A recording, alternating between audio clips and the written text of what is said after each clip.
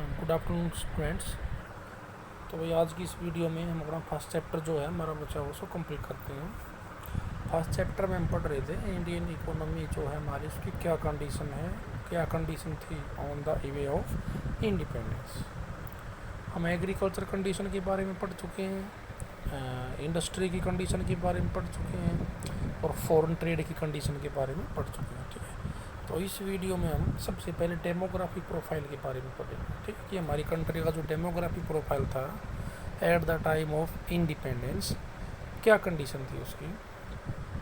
सबसे demographic profile में हम बर्थ रेट और डेथ रेट के बारे में पढ़ेंगे, इन्फेंट मोर्टेलिटी रेट के बारे में पढ़ेंगे और एवरेज लाइफ के बारे में पढ़ेंगे। ठीक है, देखो फर्स्ट पॉइंट है birth rate and death rate, ये दोनों उस टाइम पे बहुत ज़्यादा थी।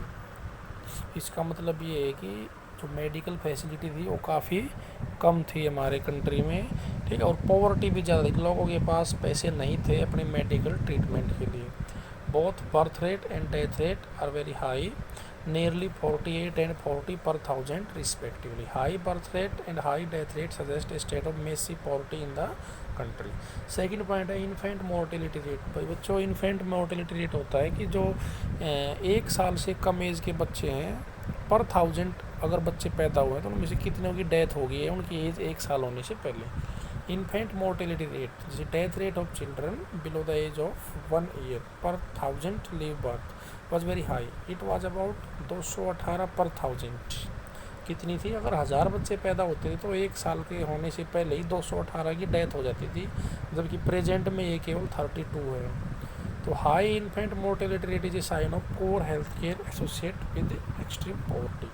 तो ये किस चीज़ को शो कर रहा है कि मेडिकल फैसिलिटी भी कम थी और पॉवर्टी भी ज़्यादा थी, लोगों के पास पैसा नहीं था अपने मेडिकल ट्रीटमेंट के लिए। थर्ड है लाइफ एक्सपेक्टेंसी यानी एवरेज लाइफ, उस टाइम पे काफ़ी लो थी, 32 ईयर थी भाई एवरेज लाइफ, और प्रेजेंट में 69.4 ईयर है। तो ये हमारे डेमोग्राफिक प्रोफाइल की कंडीशन थी। इसमें भी हमारी जो इकोनॉमी हो पूरी तरह से बैकवर्ड मिली है। तो अभी नेक्स्ट एक पॉइंट होता है लिटरेसी रेट, कितने मतलब कितने परसेंट पॉपुलेशन पढ़ी लिखी थी। देखो लिटरेट बोलते हैं उस पर्सन को जो read and right, who can read and right, उस पर्सन को हम लिटरेट बोल रहे हैं। काफ़ी कम था उस टाइम पे। Literacy rate referring to those who can read and write was nearly 16%। देखो मतलब 100 में से 16% ही पढ़े लिखे होते थे। Reflecting social backwardness as reflection of economic backwardness. तो इससे तो साफ ही नज़र आ रहा है कि 84% जो पॉपुलेशन थी वो अनपढ़ थी। Female literacy rate was still was only 7%। देखो फीमेल में केवल 7% ही था, 100 में से केवल 7 फीमेल ही पढ़ी लिखी होती थी। दिस इंडिकेट जेंडर बायस, इससे से होता है कि हमारी सोसाइटी में जेंडर बायस भी था, यानी भेदभाव होता था बॉय और गर्ल के बीच। ठीक है भाई। उसके बाद डेमोग्राफिक ट्रांजिशन बताया। देखो जो आज के टाइम में हमारी सबसे बड़ी प्रॉब्लम है, हमारी कंट्री की पॉपुलेशन बहुत ज़्यादा है। ठीक है, तो इसमें एक 1921 को हम ईयर ऑफ ग्रेट डिवाइड बोलते हैं। इसका मतलब ये है कि हमारे इंडिया में हर 10 साल के बाद पॉपुलेशन की काउंटिंग होती है।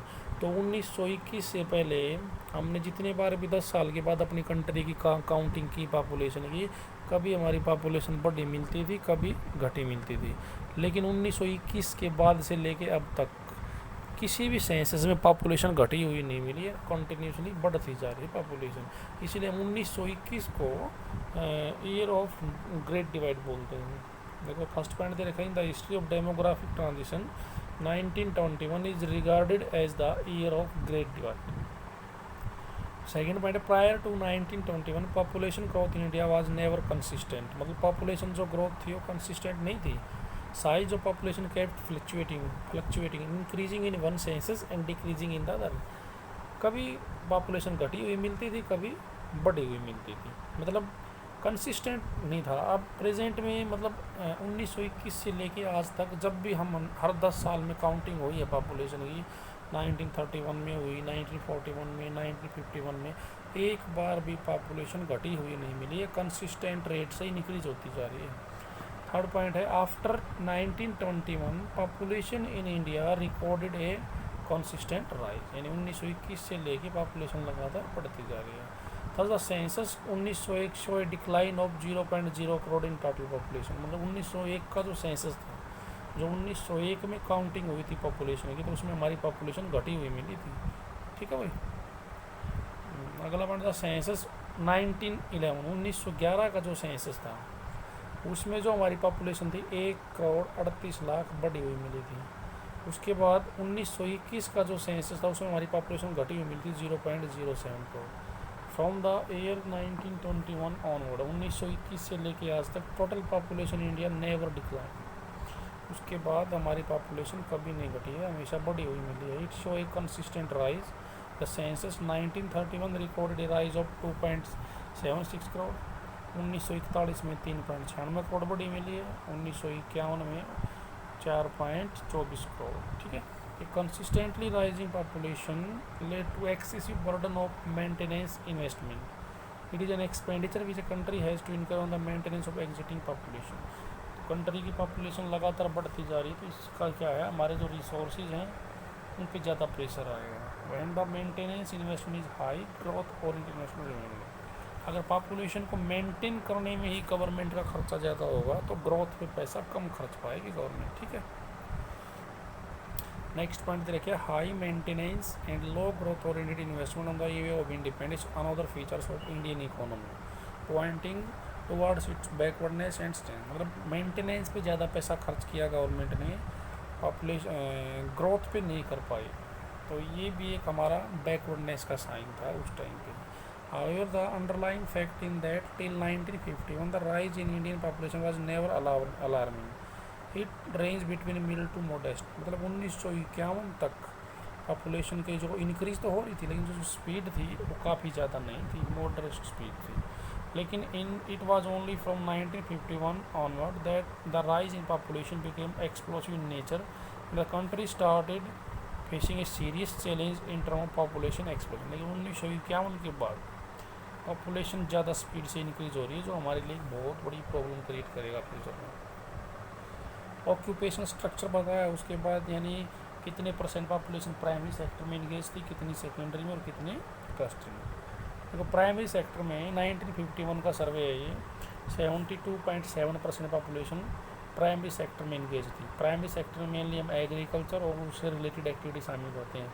एग्रीकल्चर में 50% पॉपुलेशन थी, एग्रीकल्चर लेबर में 19.7% थी, forestry, fishing, animal husbandry, plantation में 2.4, ठीक है, और माइनिंग में 0.6। और जो सेकेंडरी सेक्टर जिसमें इंडस्ट्री इंक्लूड करते हैं उसमें केवल 10.1% पॉपुलेशन ही इंगेज थी। ये बैकवर्डनेस का सबसे बड़ा साइन है। थर्ड टर्शियरी सेक्टर में 17.2% पॉपुलेशन। मतलब हमारे जो तीनों सेक्टर थे उनकी ग्रोथ जो थी वो इम्बैलेंस। ठीक है। मोस्टली पॉपुलेशन प्राइमरी सेक्टर में इंगेज थी और 50% पॉपुलेशन एग्रीकल्चर में। और एग्रीकल्चर के बारे में हमने पढ़ा है, जो हमारा एग्रीकल्चर सेक्टर था टोटली डिपेंड ऑन रेनफॉल। अगर अच्छी बारिश होगी तो अच्छा प्रोडक्शन होगा, और अब बारिश नहीं होगी तो प्रोडक्शन नहीं होगा, क्योंकि ब्रिटिश गवर्नमेंट ने इरिगेशन फैसिलिटी डेवलप नहीं की थी। ठीक है भाई। तो इस टेबल की ऑब्जर्वेशन दे रखी। फर्स्ट क्या है, एग्रीकल्चर था principal source of occupation. Principal source क्या था हमारा, ऑक्यूपेशन एग्रीकल्चर था। बताया कि नियरली अबाउट 72.7% पॉपुलेशन एग्रीकल्चर में इंगेज थी। ठीक है। जिसमें और डेवलप कंट्री के मुकाबले कंपटीशन करके दे रखे हैं। इंग्लैंड और अमेरिका ये केवल 2% पॉपुलेशन प्राइमरी सेक्टर में इंगेज थी, जापान की केवल 12% थी। Second industry and insignificant source of occupation. हमारे इंडिया का जो इंडस्ट्रियल सेक्टर है, सेकेंडरी सेक्टर, वो मतलब लोगों को नौकरियां नहीं दे पा रहा था, वो डेवलप नहीं था। On the way of independence बेयरली 9% population working in India was engaged in manufacturing industry, mining etcetera, जिसमें 32% पॉपुलेशन यूएसए की इंगेज थी सेकेंडरी में, 42% इंग्लैंड की थी। ठीक है। और 39% जापान की थी। तो हमारा इंडिया काफ़ी पीछे था इन कंट्रियों से। थर्ड है unbalanced growth. The table show unbalanced growth of the Indian economy. Growth is said to be balance when all sector of the economy are equally developed. However in case of India secondary industry sector were on their infant stage of growth.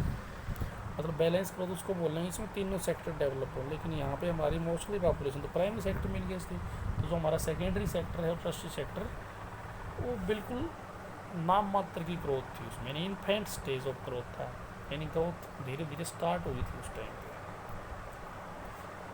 अब बताया गया भाई infrastructure के बारे में। Infrastructure में ऐसे element शामिल करते हैं जो किसी भी कंट्री की डेवलप के लिए कोर एलिमेंट होते हैं, यानी कंपलसरी होते हैं। कोई भी इकोनॉमी बगैर इंफ्रास्ट्रक्चर के डेवलप नहीं हो पाए।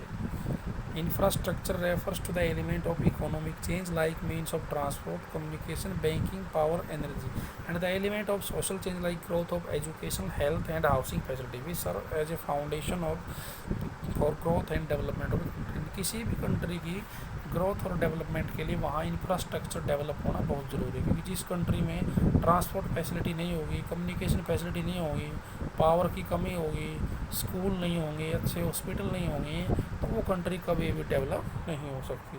तो अब हम अपने इंडिया के इंफ्रास्ट्रक्चर की कंडीशन पढ़ेंगे कि on the way of independence क्या कंडीशन थी। देखो, the state of India infrastructure on the way of independence can be describe in term the following observation. First point दे रखे, railways were developed to transport finish goods from Britain to the interior of the colonial India. ठीक है, it aimed and widening the size of the market for the British product in India. देखो, British government ने हमारे India में railway को develop किया था। इसके पीछे उनका पर्पज़ इंडिया को डेवलप करना नहीं था। उन्होंने यहाँ पे रेलवे इंट्रोड्यूस क्यों किया था, ताकि ब्रिटेन का बनाया हुआ गुड्स इंडिया के हर एक सिटी में पहुँच सके। सेकंड, पोर्ट्स और develop to handle export of raw material to Britain and import of finish goods from Britain. कुछ पोर्ट्स बनवाई थी ब्रिटिश गवर्नमेंट ने, ताकि इंडिया का रॉ मटेरियल ब्रिटेन में पहुँचाया जा सके और ब्रिटेन से फिनिश गुड्स इंडिया में लाया जा सके। पोस्ट एंड टेलीग्राफ और develop to administrative efficiency. British government ने पोस्ट और टेलीग्राफ सिस्टम को भी शुरू किया था, ताकि जो उनका एडमिनिस्ट्रेशन सिस्टम था वो प्रॉपर वे में काम कर सके। Road were develop to facilitate transportation of raw material from different part of the country to the port. उन्होंने रोड भी बनवाए हमारे इंडिया में, ताकि इंडिया के अलग अलग पार्टों से जो रॉ मटेरियल है उसको ट्रांसपोर्ट के ज़रिए पोर्ट तक पहुँचाया जा सके। तो मतलब जो हमारा इन्होंने बताया कि briefly some modest infrastructure change in the economy during the British Raj is not denying, but the motive behind this change was not the growth and development of the Indian economy, rather it was the growth and development of the British economy through colonial exploitation of the Indian economy। Clear है, मतलब British government ने कुछ development किया था यहाँ पे infrastructure का, लेकिन क्लियर लिखा हुआ उसके पीछे उनका पर्पज़ इंडिया को डेवलप करना नहीं था, उसके पीछे इंडिया का कॉलोनियल एक्सप्लोटेशन करना चाहते थे। यहाँ के जो रिसोर्सेज थे रॉ मटेरियल उसको आराम से ब्रिटेन में भेजा जाए और ब्रिटेन का फिनिश गुड्स आराम से इंडिया में सेल किया जाए। इसीलिए उन्होंने यहाँ पे कुछ परसेंट इंफ्रास्ट्रक्चर को डेवलप किया। ठीक है भाई, जिसे रेलवे के आने से हमारे इंडिया पे क्या इफेक्ट पड़ा, देखो काफ़ी सुधार हुआ, मतलब ब्रिटिश गवर्नमेंट को काफ़ी फ़ायदा हुआ। अब वो क्या करने लगे, फिनिश गुड्स को आराम से इंडिया में भेजने लगे बाई रेलवे, और यहाँ का रॉ मटेरियल आराम से वहाँ लेके जाने लगे। देखो, फर्स्ट पॉइंट दे रखा है, railway facilitate expansion of the domestic market, accordingly export and import of the country show a significant rise. Second है, railway facilitate commercialisation of agriculture as goods could then be moved to distant place. This implied a modest change in the outlook of the farmer. They started viewing farming as a business rather than merely as a source of subsistence. देखो, railway के आने से जो हमारा agriculture sector है, अब उसका जो कमर्शलाइजेशन था वो ईजिली होगा। जो हमारे फार्मरों की आउटलुक थी एग्रीकल्चर के प्रति चेंज होगी। पहले फार्मर जिस एग्रीकल्चर को केवल सब्सिस्टेंस मानते, केवल पेट भरने का सोर्स मानते थे, अब वो उसको प्रॉफिट का सोर्स मानने लगे। Railway enabled people to break the barrier of distance and undertake journey to far off places. This promoted cultural affinity among the country. Railway के डेवलप होने से जो लोगों की जो एक जगह से जो बीच की दूरी थी उसने ख़त्म कर दिया railway. Faster movement of food grain across different parts of country owing to railway helped control the spread of famine. Food supply could reach the people before they were driven to starvation। मतलब railway के develop होने से जो हमारे जहाँ अगर कोई famine area कहीं पे अकाल पड़ गया, वहाँ पे शॉर्टेज होगी मान लो फूड ग्रेन की, तो हम रेलवे के ज़रिए वहाँ पे लोगों के पास बेच सकते थे। नेगेटिव इफेक्ट क्या थे, ये तो थे पॉजिटिव। अब नेगेटिव इफेक्ट देखो, railway contribute to colonial exploitation of the Indian economy because primary goods and raw material could then be easily transported from the field and farms to the ports for the purpose of export to the British economy. Railway के develop होने से हमारे किसान जो raw material था India का उसको आराम से पोर्ट तक भेजने लगे British government. Second, finish goods coming as export to the Indian economy could be easily transported to the interior of the country for the purpose of sale। Britain के finish goods आराम से cell होने लगे India में, उनको आराम से India में लाया जाने लग गया by railway. The spread of railway lead to the spread of domestic market for the British product. Railway के फैलाव से ब्रिटिश गवर्नमेंट की जो ब्रिटेन की जो इंडस्ट्री उनका जो उनका मार्केट का साइज़ हमारे इंडिया में बढ़ गया। ये नेगेटिव इफेक्ट थे। तो एक question, was there any positive effect of the British rule India, क्या मतलब ब्रिटिश रूल का कोई पॉजिटिव इफेक्ट पड़ा हमारे इंडिया में, बताया गया है यहाँ पे। देखो सबसे फर्स्ट पॉइंट है commercialise outlook of the farmer. देखो फर्स्ट पॉइंट क्या है भाई, commercialise outlook of the farmer. देखो रेलवे ब्रिटिश गवर्नमेंट ने मतलब पहले हमारे जो फार्मर थे वो एग्रीकल्चर को केवल एक पेट भरने का सोर्स मानते थे, लेकिन ब्रिटिश गवर्नमेंट का एक फ़ायदा हुआ यहाँ पे हमारे इंडिया के किसानों को कि जो हमारे इंडिया के फार्मर थे उनकी एग्रीकल्चर के प्रति जो आउटलुक थी वो चेंज होगी। ठीक है, पहले हमारे फार्मरों को फोर्स करते थे कि आप फूड ग्रेन की जगह इंडिगो की खेती करो, लेकिन बाद में इसका हमारे फार्मरों को फ़ायदा मिला। मतलब अब वो फूड ग्रेन की जगह कैश क्रॉप की खेती भी करने लगे, जैसे जूट, कॉटन, ठीक है, etcetera. New opportunity of employment, जैसे उन्होंने यहाँ पे रेलवे को डेवलप किया, रोड बनवाए, तो उससे हमारे इंडिया के लोगों को नई अपॉर्चुनिटी मिली जॉब की। कंट्रोल ऑफ फेमाइंस, रेलवे बनवाने से, ट्रांसपोर्ट फैसिलिटी डेवलप करने से जिस एरिया में फेमाइन अकाल पड़ता था तो वहाँ पे बाई ट्रांसपोर्ट या बाई रेलवे हम वहाँ के लोगों तक फूड यानी खाना भेज सकते थे, यानी कुछ % हम अपने फेमाइंस पे कंट्रोल करने लग गए इससे। Monetary system of exchange, British government ने हमारे इंडिया में बार्टर सिस्टम को ख़त्म करके मॉनेटरी सिस्टम स्टार्ट किया था। देखो बार्टर सिस्टम में काफ़ी सारी प्रॉब्लम थी, ठीक है, तो ब्रिटिश गवर्नमेंट ने उस बार्टर सिस्टम को रिमूव करके यहाँ पे मॉनेटरी सिस्टम को स्टार्ट किया था। पाँचवा लास्ट पॉइंट है एफिशिएंट सिस्टम एडमिनिस्ट्रेशन। देखो ब्रिटिश गवर्नमेंट ने जितने भी हमारे यहाँ पे रूल वगैरह बनाए थे एक किस्म से हमारे इंडिया को लीगेसी में India the British government in India left A legacy of N efficient system of administration.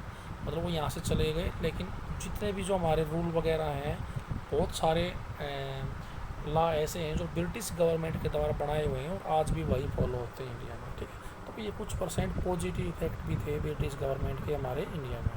ठीक है, तो वही ये हमारा चैप्टर फिनिश हो गया यहाँ पे 5 चैप्टर।